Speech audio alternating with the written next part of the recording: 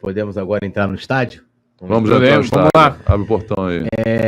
Além do Kika, que você vai contratar, já conversou com ele, né? A gente quer saber... Ele não detalhou, né?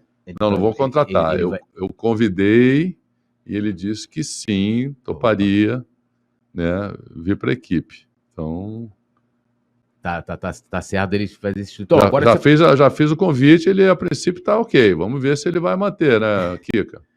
Kika tá dormindo essa hora. Não, já tá acordando já. Tá com 6 horas da manhã. O Yuri Reis, quando mandou mensagem, falou que tava acordando. Mas aí o Yuri Reis é lá de Salvador, né? O Fabrício Kika tá na Nova Zelândia, né? Nova Zelândia. E aí, como é que a gente faz, né, para custear esse estádio? Há uma grande preocupação. Eu venho acompanhando as manifestações de todos os candidatos. Eu acho que não vai ser tão fácil, né, quanto alguns fazem parecer ser. Eu acho que eu até estava vendo sua apresentação lá com os sócios e ponderando algumas questões que você colocou. E aí eu queria entender como é que a gente faz para poder custear esse estádio sem comprometer, claro, a nossa receita. Eu lembro que você também falou, uma das ideias que eu gostei muito, não sei se foi na reunião, de ter um caixa separado do clube. O que você pensa disso? E como levantar, se explicar também para a gente, CEPAC, Namir White, que são receitas do estádio que a gente acaba tendo que comprometer. Como é que o Valim faria?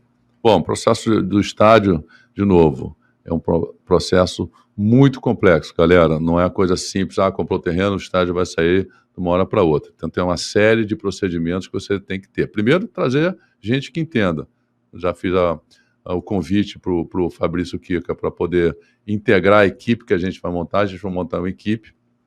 Quem está na nossa equipe também é o Fred Polastri, que foi o chefe de operações do Orlando City e participou da construção do estádio do Orlando City e do centro de treinamento do Orlando City. Então tem uma grande experiência em construção de estádios, né? E vamos trazer pessoas ligadas a finanças, né? Por acaso eu entendo um pouquinho disso, até porque trabalho atualmente com essa questão, e pessoas experientes em grandes obras. A gente tem que montar, primeiro, uma comissão. Isso não pode ficar na mão de uma pessoa só.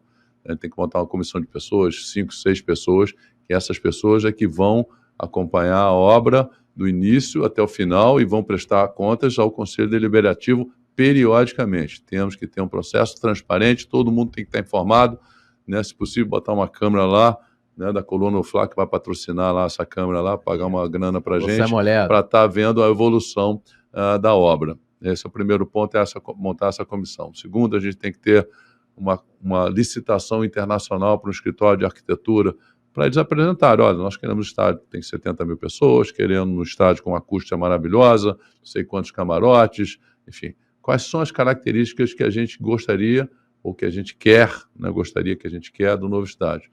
Então, licitação internacional, os escritórios vão voltar, vão fazer suas apresentações no Conselho Deliberativo, o Conselho Deliberativo vai escolher, olha, e a gente vai dizer, a gente indica esse, mas a decisão é soberana do Conselho dessas 3, por exemplo, o projeto que a gente indica, o Conselho vai votar, queremos o projeto A, B ou C, por exemplo. Definido o projeto, temos que definir os custos de construção, vamos fazer a licitação internacional também para construtoras, para definir o preço do projeto, o custo, de novo, vai ser apresentado no Conselho Deliberativo, o Conselho vai escolher qual é a construtora, obviamente a gente vai, olha, achamos que é essa, por isso, mas a decisão final do Conselho Deliberativo.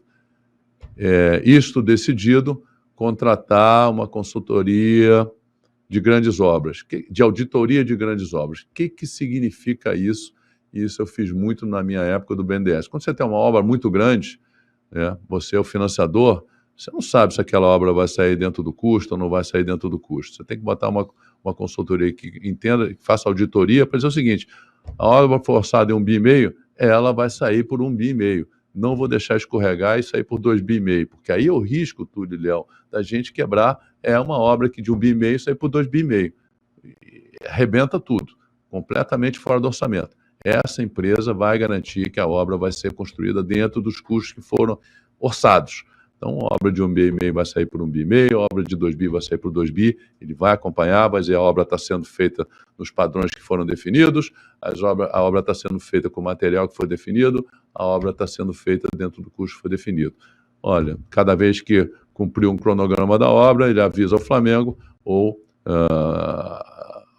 ao caixa do estádio, que a gente vai definir depois, e o dinheiro vai ser liberado para a construtora. E assim a gente vai ter um estádio dentro do custo que foi definido. É isso. Tá? Então, questão do funding do estádio. Mas você, né, já ouvi dizer, se naming rights, venda de cativo, isso tudo antecipação de recebíveis, etc. e tal. Sim, mas qual a diferença da antecipação de recebíveis para um financiamento? O financiamento vai cobrar a taxa de juros, a antecipação de recebíveis vai cobrar um desconto. Isso é normal, né? Então, sim, financiamento ou taxa de ou antecipação dá na mesma. Como é que é o custo de os maiores desembolsos numa construção de estádio? Logo no início, você tem assim são 3 grandes desembolsos, tá? O primeiro desembolso, cerca de 15%, é quando você faz a fundação. Talvez esse seja o valor que a gente não sabe ainda. A gente não sabe o que precisa de fundação. Sim. Ali. Alguém diz que o lençol freático é muito fundo, enfim, que a gente vai ter que botar uma fundação maior. Também, os tubos lá de gás, né? Não, essa é a descontaminação. A descontaminação está mais ou menos mapeada. Mas a fundação, a primeira é a fundação que logo no início você tem. Depois, mais ou menos no meio da obra, quando começa a subir estádio, você tem um outro grande desembolso. E no final do estádio, quando você está terminando, toda a questão de equipamentos e tudo, aí tem um terceiro grande desembolso. A gente tem que combinar os recursos com esses desembolsos. Isso é o simples.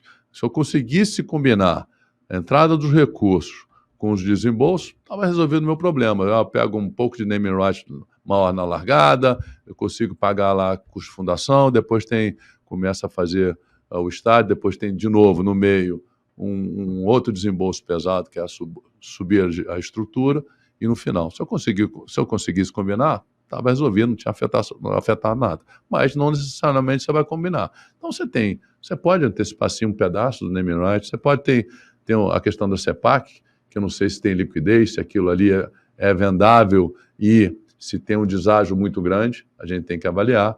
Tem outras formas, tem a cativa, você vai separar, o estádio vai ser uma empresa separada do clube para você poder captar recurso de investidores. O Túlio, com a grana toda que ele tem aplicado, ele pode pegar um pouquinho da aplicação dele, comprar um título de longo prazo que vai render juros igual ou melhor do que ele tem hoje e coloca lá, né? E você pode, em último caso, não vou falar SAF, né? Vocês acharam que ia falar SAF, não é SAF, não. Em último caso, a gente pode trazer um investidor para ter 20% do estádio, 30% do estádio, ou 50% do estádio. Ele coloca aquele dinheiro, opera junto com o Flamengo durante 20, 30, vai depender da negociação, vai depender do valor. Depois desse período, o estádio reverte todo para o clube. Então, assim, não tenho nenhuma preocupação de que vai faltar dinheiro. Não tem mesmo.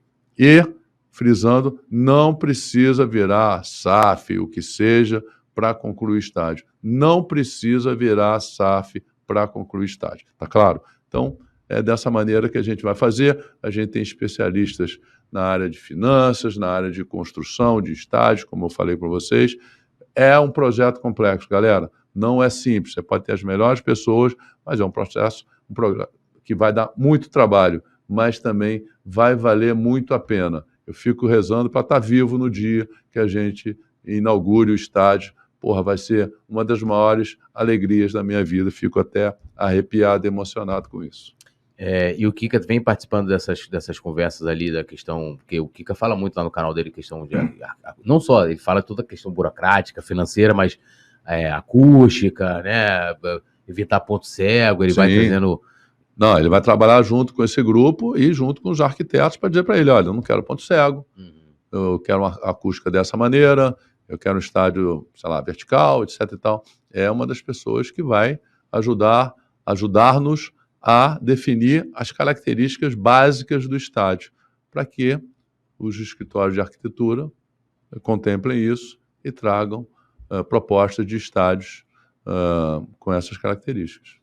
E aí, só para a gente vai continuar o estádio, mas falando de Maracanã, antes, essa questão, porque assim, pelo menos o que eu já vi aqui no Brasil, que o name rights, o sector rights e tal, geralmente são coisas que você deixa para você negociar, acaba negociando no final, né? Você tá ali o estádio pronto, você, né, vai fechando ali com patrocinadores e tal.